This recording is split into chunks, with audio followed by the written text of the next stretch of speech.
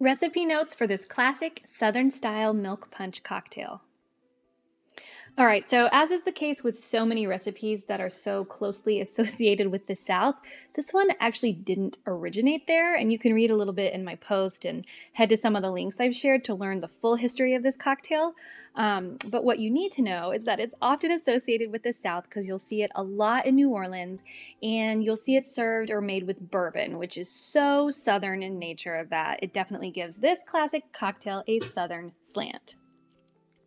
Yep, as a bourbon collector myself, I usually use bourbon in my milk punches, but you don't have to. You could also use brandy in addition to, or instead of bourbon if you like it more or happen to have some.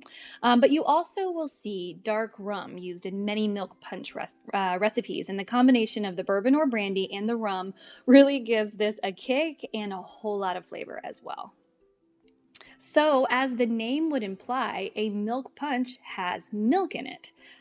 Classic recipes will have just typical fresh milk, but I like to kick it up a notch and kind of double down on the creaminess. And I usually use half and half or even heavy cream.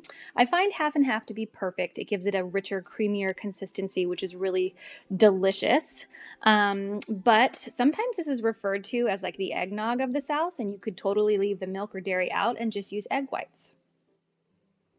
Yeah, egg whites would work just fine. I love a good egg white cocktail, but I know a lot of people are a little bit weirded out at the idea of using raw egg whites, which is fine. So I would say just stick with the creamy dairy products. However, if you want to go vegan or if you're not really down with dairy or lactose, you can simply sub a nut milk like almond milk. Cashew milk, you could use oat milk, you could use soy milk, or you could use coconut milk. You could use coconut cream. There's some options out there for sure. Yeah, you definitely don't have to miss out on this delicious cocktail just because you're not down with dairy. So, I think the point here is that there's a lot of riffing opportunities with this drink. But the heart and soul of it really lie in the creaminess, the doubling down on the two different types of liquor, the hint of vanilla, and that pretty grated nutmeg on top, which really gives it this amazing aroma and kind of warmth throughout.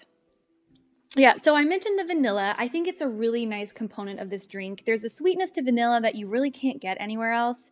And so I add just a couple of drops of good vanilla extract, or if I've got it, I'll use vanilla bean paste, which is really special. Sometimes you can find vanilla simple syrups at your store. Just however you want to get the vanilla in there would be great. You could even use a vanilla almond milk if you're going the dairy-free route. So again, options abound with this cocktail. So, no matter how you shake it, this is a really great drink to serve over the holidays during the cold months. It's that brown liquor thing. It's just warming from your head to your toes. It's a real crowd pleaser, and I'm definitely going to be serving and shaking some up at my holiday gatherings this season. So, if y'all make it, give me a shout over on Instagram, or you can email me, leave a comment here on the blog. I just love to see what you guys are making and shaking up. As always, happy cooking. Cheers.